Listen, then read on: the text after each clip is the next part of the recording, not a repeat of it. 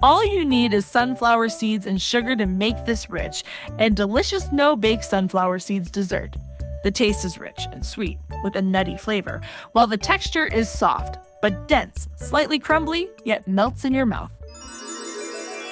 First, toast 2 cups or 400 grams of sunflower seeds in a dry pan on medium heat for about 4 to 5 minutes. Stir them regularly with a spoon or spatula so they don't burn. I like the toasted flavor better for this dessert because it has more depth, but some people might actually like the lighter flavor of untoasted seeds. Next, put the toasted seeds in a blender or a food processor and blend them until they start to get buttery. This will take about 1 to 2 minutes of blending. You will see the mixture change from dry and crumbly to more paste, like as the natural oils are released from the seeds. This buttery consistency is exactly what we want, and not a dry flour texture. Then scoop out all the sunflower seed butter into a bowl. Use a spoon to get all of it out of the blender. The sunflower seed butter will be a bit warm from the blending and will have a thick paste-like consistency, as you can see here. It's rich. Toasty aroma is one of my favorite parts of making this dessert. Then, leave it aside for a moment. In a separate bowl, carefully crack 1 egg. Gently separate the egg white from the yolk, as we only need the egg white for this recipe. Make sure your bowl is completely clean and dry before, so the egg white would whip up nicely.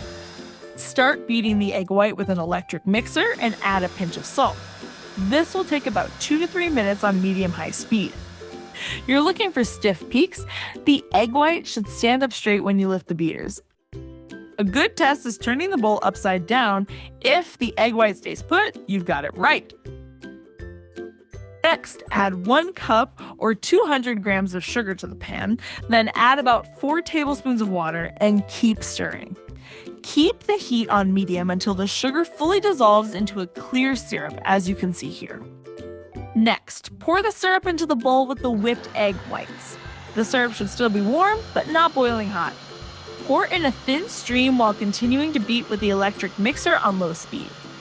Once all the syrup is incorporated, continue mixing for another 30 seconds until everything looks smooth and shiny, as you can see in the video here.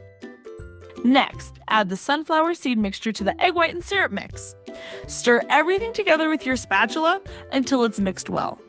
The mixture gets pretty thick, but you can still work with it. Mix for about 30 seconds.